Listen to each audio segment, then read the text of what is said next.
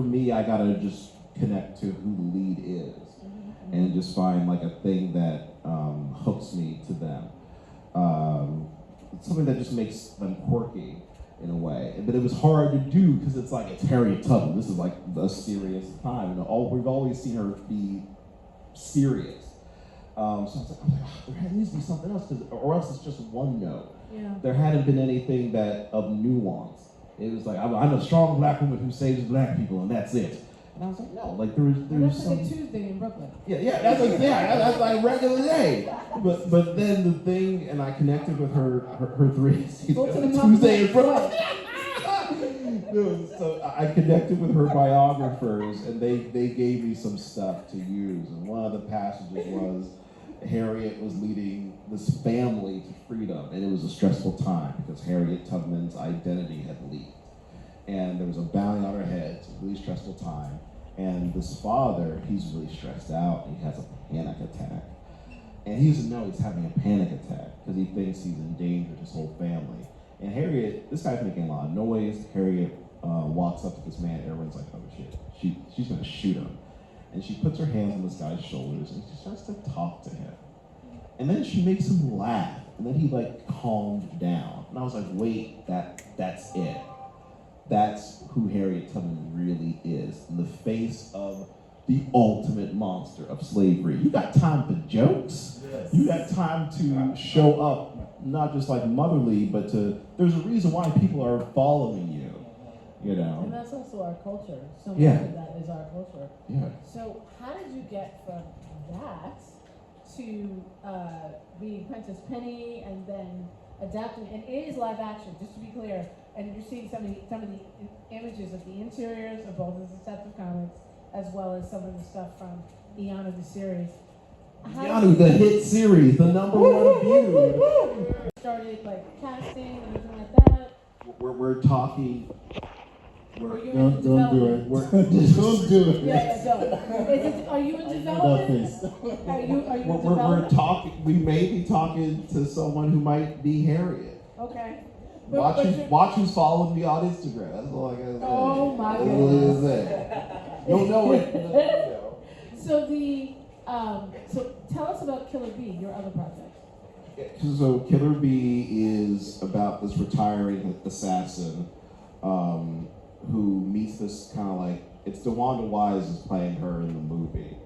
And she's this badass like John Wick assassin. She's retiring and she meets this like dorky Winston Duke type of guy in her apartment building. And at first she's like, oh, this dude's kind of corny, you know, he's like a dork, but she starts to like him. And they go on a date and then they start dating, they fall in love, and she's like really happy because she's like putting being an assassin behind her. She's gonna start her new life, you know, black love, it's all great. And then she gets her final hit and it's Winston Duke. And she's like, no, because like she's in love with this man. Because if you don't deliver, in this world, in Killer Bee, if you don't deliver on your hit, they send an army of assassins after you. But she's really good at being an assassin. She's like, people are coming to kill us, but I'm gonna kill them first. So it's like John Wick superimposed over a romantic comedy. And I was doing it only as a comic book. It was just gonna be a comic book. And I think I tweeted it randomly to people. And I was like, oh, this is my next comic book, you know, whatever, really excited about it. And it had some of the art. And then Patton Oswalt saw it. And he just said, oh, this looks cool. And he hit retweet. He just like skipped over that. I didn't skip over that. Patton Oswalt. Yeah, Patton Oswalt, no big deal. No, he's an actor and producer. Yes, a dude. And this is for really those nice. of you young people who don't know, this is when Twitter was Twitter and not the dumpster fire that it is now. Yes.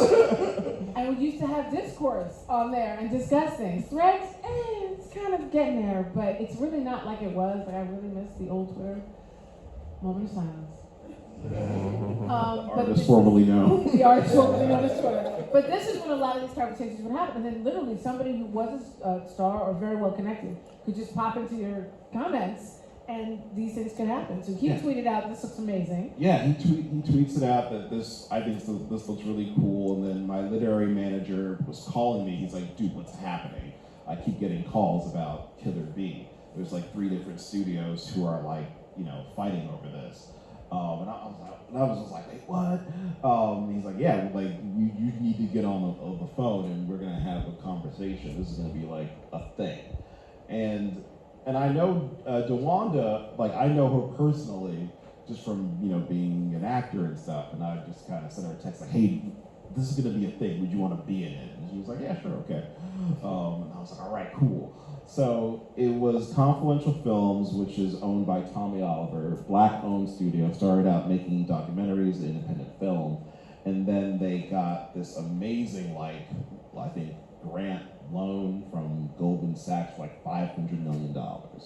And they were like, we want to make action, like big budget films. So we want to help co-finance this project. And we were working with another, I can't say who the other company was, but it was going to be co-financed with this other big billion-dollar company. And they didn't want DeWanda to be the lead. They had their own lead in mind, probably. Yeah, they wanted, I think, Tessa Thompson to be the lead, who's also great, but I just feel DeWanda was better cast They for wanted the role. They wanted a bigger name. I mean, people with and that happens a lot in these situations where they're looking at, if we're going to give you $1 billion, we would like to give you who's going to be in the show. And to this, I don't think this was any slight to DeWanda. Do you think it was really more of, this is our money, this is who we'd like to... Oh yeah. This is like, I think that they also have a relationship with that particular person. And so, but then they agreed and came around to DeWanda, but then they were like, hey, this should be a TV show. It shouldn't be a movie. And DeWanda had just come off of doing, this was like 2-3 years ago. Like DeWanda had just done Jurassic World Dominion, and which just made $1 billion, and she's the lead of this $1 billion movie. So I'm like, and DeWanda is just trying to make more feature films at this time. It still is, and still continues to do movies. And they were saying like, yeah, we want this to be a TV show, not a movie. And even Confluential came in and said, yeah, no, this is a movie, this is a new franchise, you should treat it as such. And then they just walked away. And I was like, oh no, I guess it's not happening. So let me just, live my life, and that's what happens. Sometimes these things fall apart, and for good reason. And then sometimes it's not sometimes. It's most most of the time. It's like most of the time, if you they black. fall apart. Especially if you black. It's like, listen, Negro, you're gonna do Right, but what we say. listen, when you said Goldman Sachs gave $500,000 to a black-owned company, I'm like, not in 2025.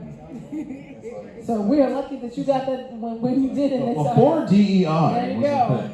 There you go. DEI. So, but I want to talk a little bit more about the development of your show, because just like he had people that were in his corner, and Patton Oswalt was tweeting it out, you got it from Iyanu, from comic to animated series. There must have been a person or people who helped that happen. Yeah, I don't have a KFC chicken story, but I'm sorry. On a more serious note, Right, shit, no big deal. He's like, I don't have KFC chicken, but my jollof is better. Eat fried chicken like this big back Negro next to me. I didn't say that, you did. But no, seriously. I might have to sit in between you two. It's fine. Okay, back to the show.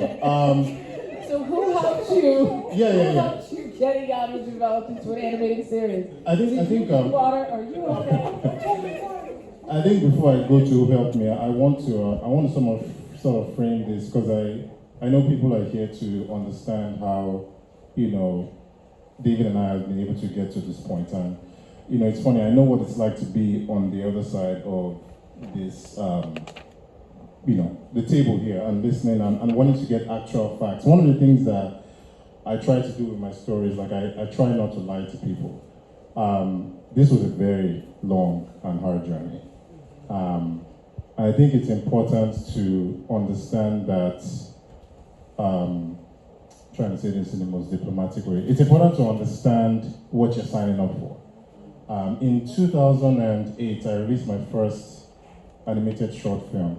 Please don't Google it, it's very terrible. It's on YouTube, you can find it, it's called I EXO, don't it's even know why I amazing. said that, but I said that to just frame how long. Then he that- did Malika, which is also very good. I said that to frame just how long. Shut up, babe. I said that to frame just how long it takes to get to someone like this, and I'll never forget in 2019. I had just gotten out of, I think it was a pitch where, I think it was like my 7th or 8th pitch that year, and it was another no. And, it's funny, I had a producer at a streaming company, because I was pitching Iyanu, and their excuse for not wanting to move forward was that I ripped off Black Panther. Which is wild, because when you watch the show, it's nothing like Black Panther. And I think I again, just thought that was I'm like, so they're just both black? Is that it? yeah, I didn't see that you said it. But again, to me, it was very depressing to hear that was why, I wasn't going to be moving forward. Because it wasn't even a thing about, oh, the story isn't good, your characters suck. It was someone thinking that I had ripped off something else just because my character was the same skin color as a popular character. So I wanted to quit in 2019. I was done. At that point in time, I had been, in between jobs, trying to do this on the side, do this full time, do something else on the side. And I remember my wife, I was supposed to go because at that point I used to attend maybe 14 to 16 conventions and like shows a year. I just used to, every month, just go somewhere. And there was this event in London, it's called Content London, in 2019 in December. I got an invite to go. I remember this, because you asked me, like, do you think I should go to Yeah. Or should I go I was to asking, Content London? I'm like, what? Yeah, exactly. And I What's was your like, comic book? Why are you going to London? What's going on? yeah, I was like, what the heck? I don't need this. Or I was like, as a matter of fact, I'm just gonna quit. Like, whatever. I'll just go back to being a software engineer and make a lot of money, which I was doing before I got into this. And then my wife just said, go, just go.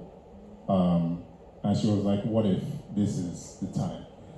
I was like, whatever, get out of here. I didn't say that to her. I wouldn't be here today. No,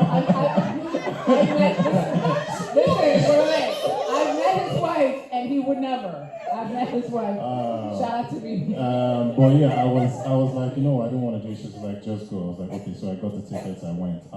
And then I got to the show. I didn't even go for any of the events. I was just staying in the hotel room because I was like, it's going to be the same old thing. Someone's going to see me. They're going to like, oh, what do you want, blah, blah, blah, blah, blah. We'll exchange numbers and then I'll email and then nobody will get back to me for 6 months. So I was like, whatever. So I remember someone texting me and like saying, I'm in the lobby, I want to see you. I've heard about you, I read some of your books. And I just like, you know what, okay, I'll just go downstairs. So I went downstairs to the lobby and I met this lady called Erica Motley. She's a producer, and she had worked up until that point for Warner Brothers, I think HBO. And she was like, tell me about this. I've been hearing about your comic book, Iyanu. And I was like, the book is not even out yet. She was like, just show me anything. So I brought up my iPad, and I started scrolling through pictures. And immediately, she fell in love. And she was like, I need to make this into an animated series. And I kid you not, that was the connect. That was the first step because Erica then introduced me to Lion Forge. She introduced me to Cartoon Network and Max at that point in time. Brought all of those people together, and that was how the genesis of Iyanu started in development. And I say this too because I want to encourage. Also, Erica's a black woman. Yes. That's also yes, mentioned. Erica, she happens to be an investor. As well. Just happened to see and was looking for stuff like this. Her company is Impact X. And again, she also went further because to prove that she was really invested, she got her company to invest in my company first before we even started developing Iyanu. So they came on board as an investor in my company. And again, the whole reason why I'm telling this story is you never know. Yeah. You just never The know. story is actually listen to black women. Yeah, I mean, and that too. But again, Your wife. Listen to Erica. Listen to black Listen to women. me. again, and I'll say this, and Don't tell your black wife to shut up. Yeah, anybody You record listen that, to your please don't mama post that on and social wait to media. God. But no, again, on a more serious note, and I'll end with this. Like I said, I know what it's like to try and try and try and try, especially when you're a person of color, you're a minority, you feel like you always have to do it 10 times better to just get your foot in the door. But I'm here to encourage you. I feel like the role that the two of us play is to show you that it's possible. But you have to define your own version of success. It doesn't have to be the way we've done it. It doesn't have to be, everybody's story is different. But my job here, outside of telling you how it's done, is to let you know that it can be done. So. Yes. The other thing I think both of you have also brought up is that you couldn't do it alone. Absolutely. So at what point, because you both started your comics independently and things like that, and you both dropped little things earlier. You talked about your literary agent, and you talked about, I think you mentioned your manager. Yes, so I had a at manager. what point did you say, I need a manager, I need a literary agent? How did you get them? I'll say something real quick. The first thing you should do as a creator or a creative person, please get a lawyer. Oh yeah, I was going to say legal is Please also. get a lawyer as the moment not you be doing create this contract by yourself. anything, the moment you create anything or somebody says they want to do anything, I don't care if they're your friend, I don't care if they're your mother, you get a lawyer. I have gotten into so much trouble just going into deals as a person and trusting people. I once had someone come to me and rip me off of $4,000, and they told me they were going to make a movie for me. I signed a very stupid contract. I paid them money so that they could review my work and tell me whether or not it was good enough. No. This is how stupid I was then. So Well, you didn't know. yeah, I was also stupid. Like, it's just, I was also that. You were not listening to black women. Oh yeah, exactly. Yes. Moral of the story: listen to black women. But yeah, please always get a lawyer as soon as possible. And also, I'm just gonna second that. Like, I'll send an NDA to my family members. I don't care. I'm serious. I don't play. And I think we get caught up in that. Well, they're a friend. Yeah, until you gotta take them to court. So do the simple things like, I trust you, but this is how I do business. And if they're really your friend, they'll sign it. It's just that simple. I'm not saying you give them a 10-page contract. I'm just saying simple things like NDAs. If you're sending things out, also, I'm just going to say this as a person who receives a lot of these things, stop sending your comics and your storyboards to companies. Hey, look at my work. We can take it, and there's nothing you can do. I have not done this, but I'm just saying it can happen because you're literally, there's as I say, there's rules to this shit. Like, you literally need to, you should have if you're interested in an inquiry or something like that, we'll get into that in a second. But if you have a lawyer and you are interested in contacting somebody, oh, I have a show, I have concept, and that company gets back to you, then you and your lawyer get back to that person, you and your agent, or your manager. You're not just sending them your stuff. I've seen so many really good things just get emailed to companies, and literally there's nothing to stop them from just taking it and running with it. Like, oh, this looks good. But legally they're not supposed to do that. But I can't say that everybody's gonna follow that. So for you, how did you get your literary agent, or when did you decide, okay, I need some help here? I think when we were getting into some of the not heavy moments of like Harriet, but they kind of were like, hey, we think you should show run this and co-write. Because before I was just a creative consultant. Like, I wasn't going to be in the writer's room or anything like that. And that didn't bother you? You didn't have a problem with that? Well, I was intimidated by it because it's like, Thank you for saying that, I'm being honest. Because that happens. Yeah, because you have people who have Emmys are in the room now, and you're like, I read comic books. You know, it like reminds me of like, there's a funny thing. There's like imposter syndrome is real. There's this funny meme. It shows like a bunch of like human adults at the table, but then it shows like Elmo, and it's like me with imposter syndrome. Like, that's how it feels. And Not it's Elmo. like, like a Muppet, like not even like a person. right? Because like, you know, I walk into a room, it's like, oh, like even with Killer Bee, you know, like Terry is an Academy Award nominated writer, and he created like these billion-dollar franchises. And he's like, David, is this good? Is this good enough? And I was like, yes, bitch, it is good enough. Yeah, I was like, it's good. But then he's like, I feel like I'm not getting something. I was like, am I gonna give notes to an Academy Award like nominated writer? And then I called my middle school literature teacher, and I was like, hey, I gave notes to an Academy Award nominated writer.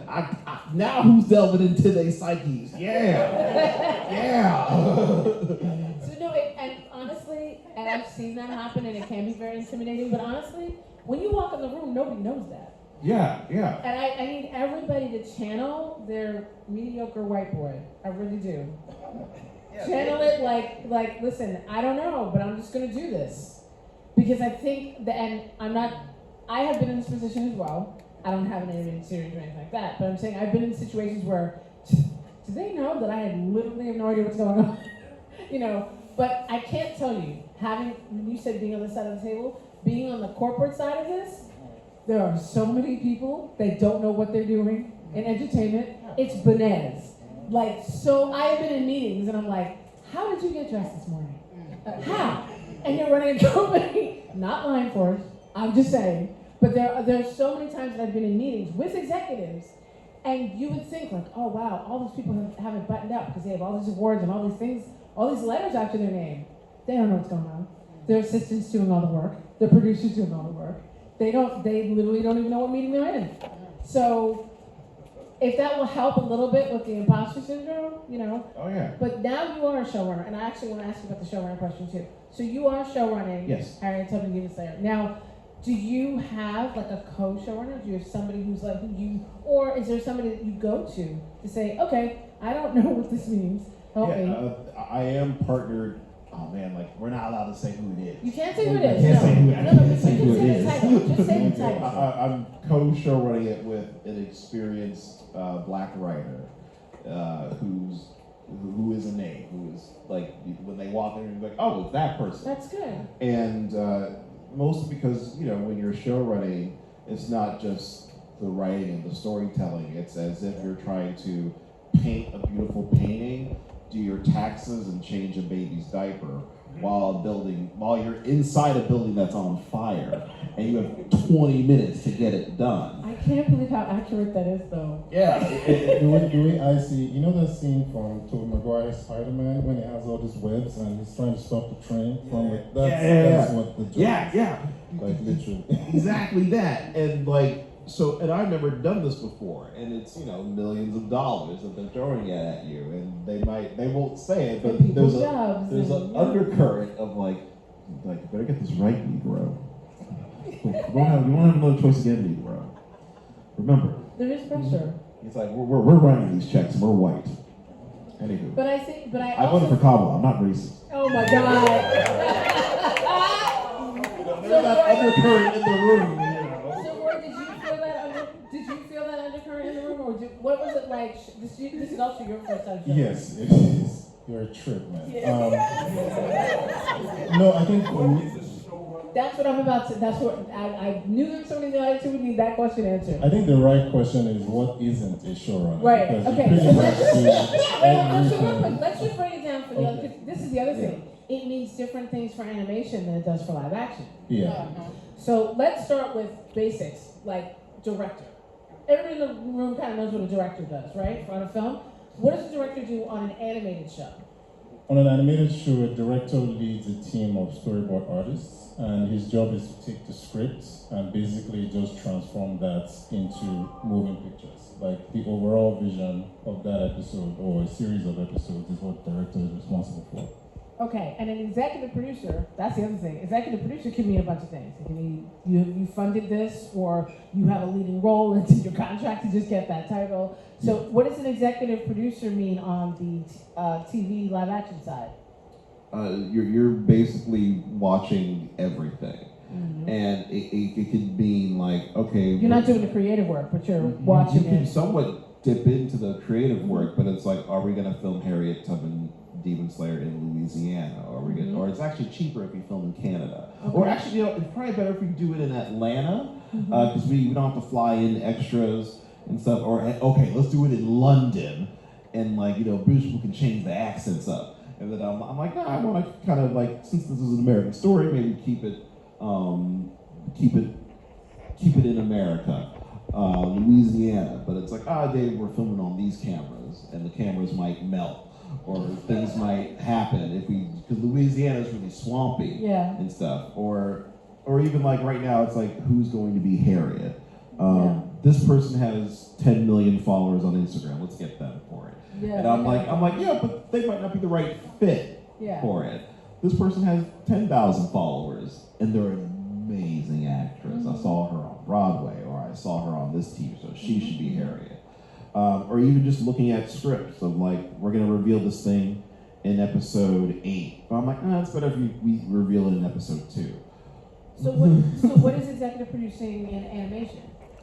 Well, I mean, it can mean different things, right? And most of the time, the showrunner is also an executive producer. Not Yeah, no, yeah. But so for animation executive, I know we'll talk about showrunner after. It's pretty much similar, right? So if you're, for instance, if you're funding, or if you're part of the financiers, you become a showrunner. Sometimes an executive producer is, like I said, someone that's consulting, that maybe created the graphic novel and now they're consulting as an executive producer. Sometimes it's just somebody that knows somebody that's like, hey, I want to be on this, put me as executive producer. There's so many different iterations of what an executive producer can be, but typically what it means is that you're sort of like an umbrella above, you're looking at things from a 20,000 feet view. And you're not like in the weeds, and you're a decision maker. You're not in day-to-day with the storyboard. Exactly. You're looking at like, okay, but we might need another team Yeah, to start doing, like money. if we're behind on this scene, we might need to get another team of animators in another country. Exactly, or we might need to fire this Because person. it was like 10 countries that had animators working on Iyanu Absolutely. to get it done on time. There's all over the world. Yeah. So let's come back to the showrunner question. What's a showrunner on a live action? You can do this. It's literally it's like you're still in charge of all like the storytelling aspects, and you set the tone of what the series is going to be, and it's going to challenge your empathy and leadership skills, and especially your communication skills under pressure and under a short amount of time, because you can't like just be like an artist. Again, you gotta think, okay, it's like, okay, we're giving you $50 million, all right? Here's $50 million. You got 2 months to get this done. But It kind of sounds like you're an executive producer, but in the weeds. Yeah, you're in the weeds of it, and then either an actor might get, well, maybe not in your case, like an actor might get sick, and it's like, oh, but we still gotta tell this story because it sets up season 2. And it's like, wait, are we even greenlit for season 2 yet? It's like, well, let's pretend we're greenlit for season 2. But that decision needs to be made. Exactly. So so the showrunner is really dealing on a live action day to day, and like the director answers to them, and director answers to them, the crew answers to them. Even to the point, okay, this is Harriet Tubman Demon Slayer with like martial arts and people fighting. Yeah. Do the stunt doubles have the same skin tone as this dark-skinned black woman? You know, or are we gonna have to use again with like Killer Bee? You know, DeWanda's like, do we have a stunt double that looks like DeWanda? Or it's not a weird thing where, you know, DeWanda's doing a fight scene, then it looks like Tessa Thompson for 5 seconds. Like, wait, why is Harriet Tubman like light skinned for 5 seconds? and then it goes back. It's little things like that. It's like, hey, we want this stunt double, but they're working on Black Panther. They can't be available for yada yada yada. I'm like, well, can they be available? Right. Can we wait for them? That kind of thing. Yeah. And will the schedule allow it? Yeah. That kind of thing. This like knowing the schedules, knowing who's available, knowing the shoot times, but it's also what makes it flow is over preparation before you get to game day. Yeah. It's like planning how the scripts and the stories are going to flow, and having it be so airtight that if something like shakes up, okay, we can do it like this instead.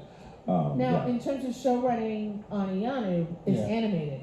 Yes. So this is why I stopped you, because I know on animation, the executive producer and the showrunner kind of go hand in hand. Yeah. But it sounds like showrunning on an animated series, you are in the weeds, and you are. Is it like directing, or are you directing the directors?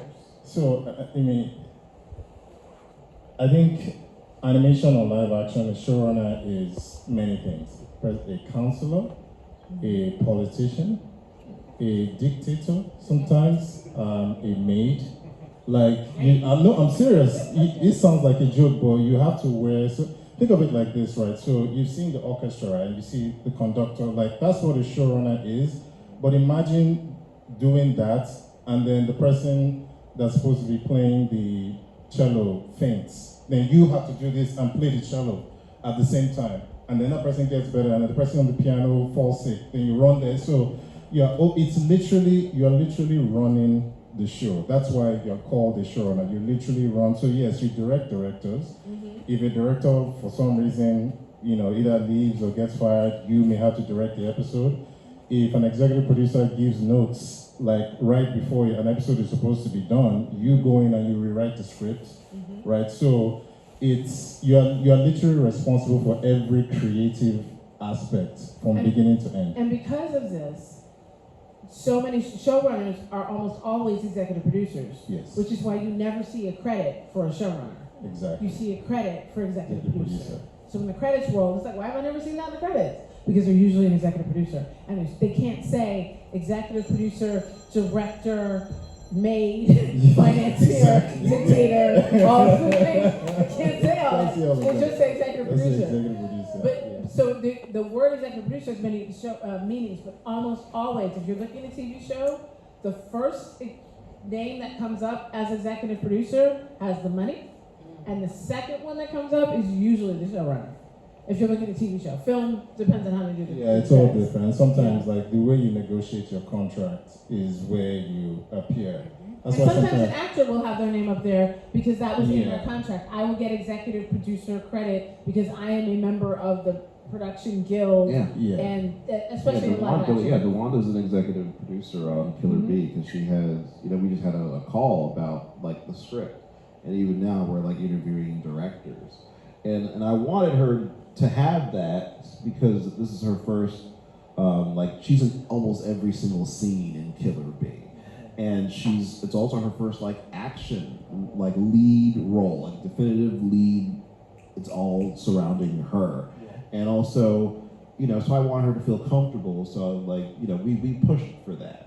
And even I want her to feel comfortable with whoever's going to direct her in this. Because this is though she's a pro, this is new territory for her, and so she had a lot of input on the script and the screenplay, and has been there from the treatment aspect of it to full-blown script, and even the 3 directors we're talking to right now, and yeah. So I want to just read the room for a second because it is about to be 5 o'clock, and I know we can go a little bit later because I was told, but I don't want to keep everybody here all night. We are going to take some questions. But I'm going to ask them a couple more questions if that's okay. Yes. Is there going to be a mic that goes around for the question, or people just going to yell them out? I don't care. I'm just asking. Okay. So in the back there is a mic, and when we get ready for that, they will pass that to you so you can ask the question. So my last couple questions are: one, how did you learn the most? Did you learn most from other people? Or did you learn more from mistakes and failures? Or was it the same thing?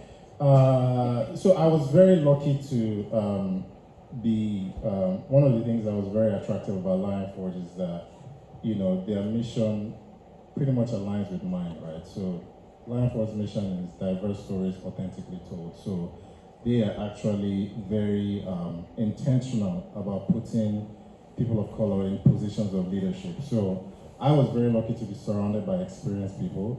For instance, supervising director Vincent Edwards, our line producer, Kathy Page Cohen, even Brandon Easton, who was our story editor as well too. So I learned a lot from the experience around me, but there's absolutely nothing in this world that can prepare you for being a showrunner. I don't care how many books you read. I don't care how many courses you take. It's just one of those things where you have to jump in. And the moment you sit there and everybody turns around and looks at you for an answer, and you're like, yes. oh. Yes. I think you learn a lot. You learn most by crying. That's just part of the job. That's where you learn. You learn to pay. I think like before, I was a waiter for like 10 years. And I think I was a waiter at Olive Garden. But that'll prepare you to be a showrunner. No, but because it's like you're dealing with, because all your customer service skills have to like come out in a big way. And how you listen to And people. being diplomatic. Yeah, being diplomatic. You can't punch them. You can't punch them because like I want to hit you, but I need to make rent. You know, I think it's a little bit of that because you're dealing with different types of people and different types of egos. You know, some people might need to be coddled, and you want to say I ain't got time for it. It's like, oh, you can't do that. You have to really be as zen and grounded as possible. Take your ashwagandha. Take your ashwagandha. Take your ashwagandha. Try to get some sleep. And I think Prentice told me this. He was like, this is what you need to be a showrunner and a writer. He was like, you need a gym membership. You need someone to, you know, if you're making good enough money, have someone clean your apartment because you ain't gonna have time. Things are gonna literally fall by the wayside. Try to get therapy. I think everybody in the industry needs therapy. Yeah, therapy. And also be nice to yourself. He's like, I don't care how, because he told me a secret about Insecure that's out now. No one, it's over. Mm-hmm. He was like, we told HBO, you know, we're supposed to be at that office 5 days a week, and it's like 14-hour days. Yep. But he was like, every Friday, depending on what we've solved, every Friday we have a writer's day, and they just go out. They don't write on Fridays. And I'm like, what if you haven't figured stuff out? He's like, this is a stressful thing. We need to, the reason why if we don't figure it out, then we don't do it on Friday. But we always figure it out. And I think that kind of motivates everyone to do their best work. And I also want to point something out. Not just y'all got paid to go skiing? and I don't want to romanticize this because, you know, Hollywood, a lot of doing this work is really hard. But all of the production companies that are creating your projects are not only independent, but they're Black owned. Onyx is owned by Prentice, and the Killer Bee company, Confluential is Black owned, Lion Forge is Black owned, Absolutely. and they all at the top made the effort to do things like he just mentioned. So when people go like, how do you get to do this, and how do you, the wonderful thing that I do think is happening, which is it's not great. The anti-DEI thing sucks. But one thing that I do think is happening is that so many stars and other people are Black stars, and not just Black, in every ethnicity, are making their own production companies and trying to help find young creators. So that stigma of, oh, it's not Hollywood, so it's probably not quality, I think that stigma is going away because so many really talented people who've been at the top. I mean, listen to Taraji. Like, that are still, I had a conversation with Yvette Nicole Brown, who was complaining that she still can't get a makeup artist sometimes, still can't get, I'm like, but you're a star, like a star. And she's still struggling with getting just hair and makeup, you know? So I think that we're entering this new era. Now, before we get to questions, I just want you to tell everybody where we can find you and follow you. You can follow me on all of these many social media platforms at Unique Studios, YOUNEEK, and the word studios. But please just watch Iyanu on Max. That's all I ask. Please don't forget about me on social media. Just go on Max. No, don't forget about him. We need him too. Go on Max and binge the entirety of Iyanu, all 10 episodes, and you won't regret it. Just have it play in the background if you're busy. Yes, all right, I take that too as well. Just have it play in the background. That's how that goes a long way. You can follow me at D Crownson. You can also follow my company Kingwood _comics. Please watch Killer Bee when it comes out in 2027. We might take that Avengers spot. I don't know. It was like a joke, but I was like, oh wait, y'all serious? Yeah. And you can find me, the Blur Girl, TheBlerdGurl, on most platforms. But please, like Roy said, please check out the Iyanu series. Instagram, TikTok, Facebook. We are on X. We don't do much on X, but we did. And I think that one of the things that I need everybody to do is, yes, watch the show, but we need you to upvote the show. We need you to go to IMDb and say how much you like the show. We need you to go to Google and say, oh, this is a great show. Because people can say, we're having this problem now. We're like the #1 show on Cartoon Network, and not many people know that. We're in the top 10 of kids and family shows on Max, and nobody's talking about it. So thank you, but we can't do that.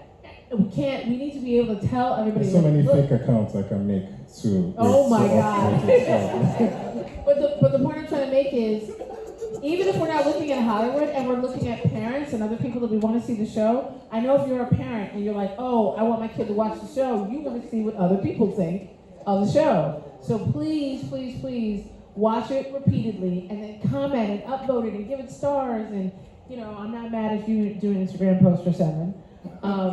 So questions, we're gonna take a few of these before, and by the way, these guys are gonna stick around to sign their books, which are in the bookstore, right after this. So we'll be upstairs in the lobby signing books.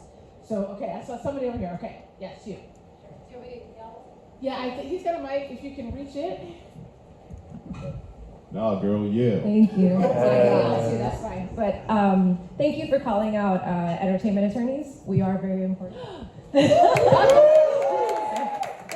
Yeah, and we need to talk. But we do need to talk. We should talk.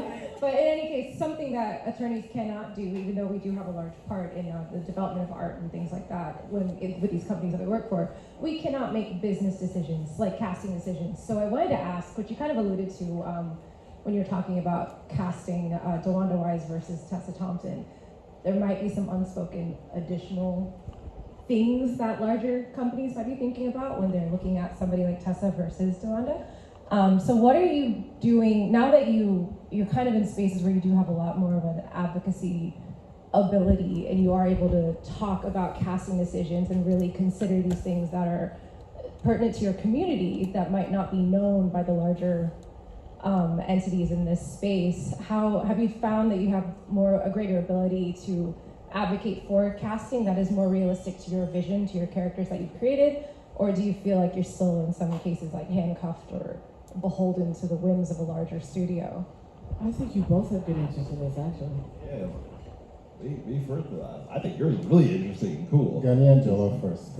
Oh, good. Oh, not the jollof good. again. Not My the God. jollof. Not You go not first. the best You jollof. go, oh my God, go first. No, I like, for me, I've always kind of been haunted by the year before Apprentice. I got a huge offer for Harriet, and they wanted to cast someone who was Scarlett Johansson.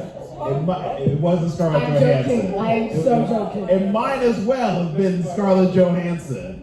But they offered me like a lot of money, like more money than I've ever seen in my entire life. And they wanted it to be Scarlett Johansson. It wasn't Scarlett Johansson. It was okay. It was. No. I was gonna say it's dark skinned Scarlett Johansson. Okay. Yeah, She's dark white.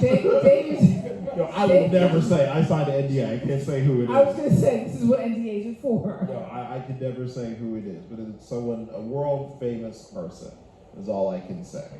And it was a lot of money. And I was just like, hey, like this person also isn't really an actor. It was someone who can maybe rap and sing, but they're not. And I feel like this would be a problem on the Black Twitter spaces if this person is playing Harriet Tubman. We already have a little bit of a hurdle that this might not be taken seriously because it's called Harriet Tubman Demon Slayer, but it should be taken seriously. And if we have, dark-skinned Scarlett Johansson, playing this, it's gonna severely undercut it. You know, like I think we should be talking to, you know, maybe a Samira Wiley type of person. We should be talking to a Viola Davis type of person for this. And they're like, but this person has 100 million subscribers and stuff. And just to be clear, you know why they do that, right? For marketing purposes. They have to pay less in marketing if the star already has a large following. Just wanted to clear that up. Okay, yeah, so I just, you know, I talked to, though lawyers can't typically make those creative choices, my lawyer at the time, she's not my lawyer anymore because she got, she inherited a big client, but she was my first lawyer, Nicole Compass at Rama Law, amazing lawyer. And she just said, like, hey, like, this is a lot of money. And she was gonna get 5% of negotiating this deal. But she just said, like, hey, like, this is your baby. Money's gonna come and go, but you'll have to live with this for years. And you'll have to live with the fact that Scarlett Johansson played Harriet Tubman. It's not Scarlett Johansson. So once again, listen to black women. Once again, listen to black women. It's a light-skinned black woman, all right? I'm just saying Scarlett Johansson because it's funny. So yeah, don't say anything. So Roy, you were very specific in your casting choices. Absolutely. And I think that was a bit of a battle for you. You can explain that real quick. Yeah, I mean, so for me it was, it's a little different, right? There's not a lot of shows, animated shows that feature Nigerian culture on TV, period. So for me, it was a non-starter that if we were going to do this, we had to cast Nigerian voices.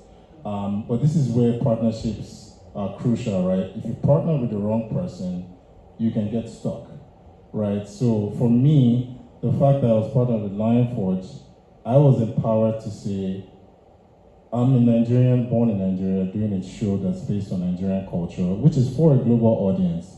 But when the characters talk, they need to sound like Nigerians. And to me, anybody that comes back and says no to that, that person is the problem. So I think for me, once I framed it that way, it was easier. Because you have to also understand. The world is called Yoruba land. Yeah, but again, you have to understand, like people, the reason why people want to cast people that have 100 million followers, we live in an age now where people want something that's sure. It's harder to take risk from an executive position. So when people think like, oh, you're going to cast a all Nigerian cast, are people going to understand them? Are they going to blah? Like, so there's a little bit of fear and trepidation that connects to money. It always, oftentimes, is all about money. Like, how much are we going to make? That's sort of like the measure people use to make decisions in this industry. And I understand why. We're not here, we're not a charity. But again, I think for something like this, I wouldn't want to be a part of this if I couldn't stay true to my culture. Okay, and I'm afraid we're not going to be able to take any more questions. I just got I can take one more. Okay, but wait, this person over here had their hand raised right after her. Okay, so do you mind if we answer your question after? Okay. I can do 2 quick? Okay. Quick answers. Look at me. So no, she's pointing them out for me, so I can't. So you first, and then you. No, he's giving it. Where are we? Okay. We will still answer questions upstairs, by the way. They just got to be signing books when they do it. Just real quickly, I appreciate all of you. Just real quickly, you kind of talked about it there in your last answers, but not revealing too much about yourselves. You stood your ground. You stood your ground on what you believe in. Where'd that come from? A black woman. I mean, to me, it just, like what he said, right? Like, money comes and goes. This is a very hard realization to get to, by the way, because for so many of us, you go through this broke, right? Like, I mean, I know sometimes people like to, I don't want to use the word pretend, like comic books are hard.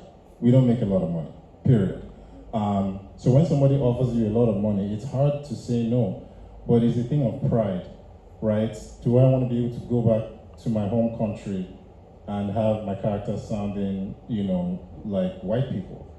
That, to me, that's where the courage comes from. It's more of, I need to honor the reason why I'm here and not just take the cash and run. Yeah. And for me, it's like, I don't want to curse. Can I curse? You big cursing. I don't know why you asking me now. I've been PG cursing. I've been like already. Okay. Fuck it. Anywho, it's like for them, I just say, all right, fuck around and find out. Like, I think we should have. You want this person to play Harriet? I want this person to play Harriet for a specific reason. You know what? Let's do a screen test. I propose and say it nicely. Say It's it a show, nicely. Hey, let's have the both of them come in and let's see how it looks. And then well, our person's gonna do great. I'm like, all right. So anywho, we're all sitting down. Scarlett Johansson walks in, and so Scarlett Johansson, see Jurassic World or whatever it is, Reborn. Scarlett Johansson comes in, does Harriet Tubman. I'm like, hey, this doesn't look right. I'm like, see, and then my person comes in, and my person absolutely crushes it in the room, and they're like, oh my god. I can't believe this Negro woman was better than Scarlett Johansson. And I guess we have to listen to David. And then you just sit there all quiet and humble and all that good stuff. But smiling because but smiling because I told you Scarlett Johansson should have been called in. Okay, so is that it for us? Is that okay? That is it. We're gonna go upstairs. Thank you so much.